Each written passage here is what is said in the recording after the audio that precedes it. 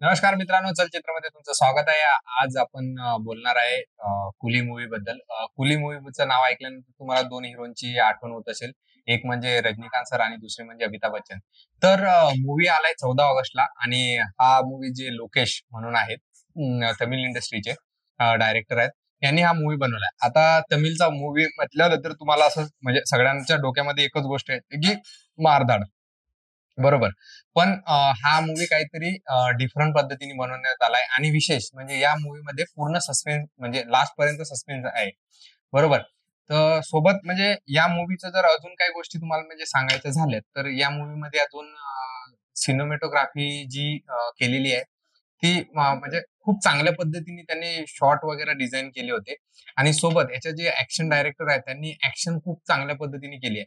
आधी ही फिल्म जी आहे ती अडल्ट म्हणून घोषित केली होती.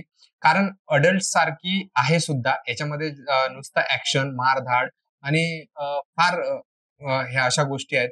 आणि म्हणजे तुम्हाला या मूव्हीच्या अजून काही गोष्टी जर सांगायच्या झाल्या तर त्या अशा आहेत, की या मूव्हीमध्ये आहे ना अ, तुम्ही ट्रेलर सगळ्यांनी बघितलाच असेल या मूव्हीचा. पण ट्रेलर म्हणजे जे जे तुम्हाला दिसतंय, म्हणजे ट्रेलरमध्ये पण भरपूर कन्फ्युजन आहे आणि एकच डायरेक्टर असा आहे लोकेश, जो लोकांना ट्रेलरमध्ये काहीतरी दाखवतो आणि थिएटरला जाऊन जेव्हा तुम्ही मूव्ही बघता, तेव्हा ती काहीतरी वेगळ्या पद्धतीची असते. बरोबर.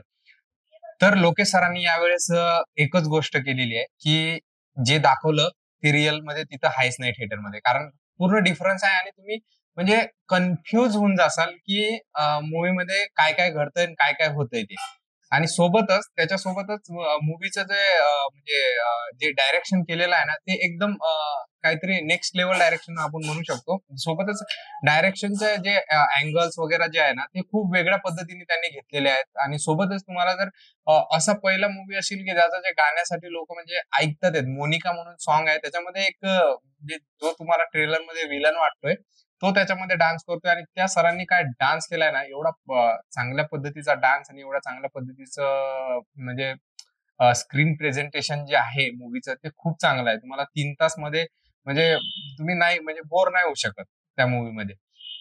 फक्त या मूव्हीमध्ये जे आमिर खान सरांना वापरले ते खूप चांगल्या पद्धतीने, नागार्जुन सरांना पण चांगल्या पद्धतीने आणि हा मूव्ही लास्टला ज्यांनी ओढला ते म्हणजे रजनीकांत सर. म्हणजे ज्यांच्या ॲक्टिंगला तुम्ही आता एवढ्या वर्ष झाले त्यांना बघताय, पण त्यांची ॲक्टिंग, त्यांचा आवाज म्हणजे एक वेगळ्या पद्धतीचं तिथं फील येतं आणि नागार्जुन सरांनी पण खूप चांगल्या पद्धतीने हे केलंय आणि याच्यामध्ये आमिर खान सरांनी फक्त कॅमिओ केलाय थोडासा.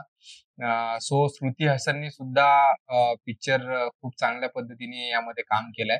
तर पिक्चरची स्टोरी एका मैत्रीच्या नात्यांनी चालू होते. श्रुती हसन म्हणजे ट्रेलरमध्ये पण आहे, की एक मित्रासाठी चाललेला हा लढा आहे आणि निवडला जातो तो एक कुली.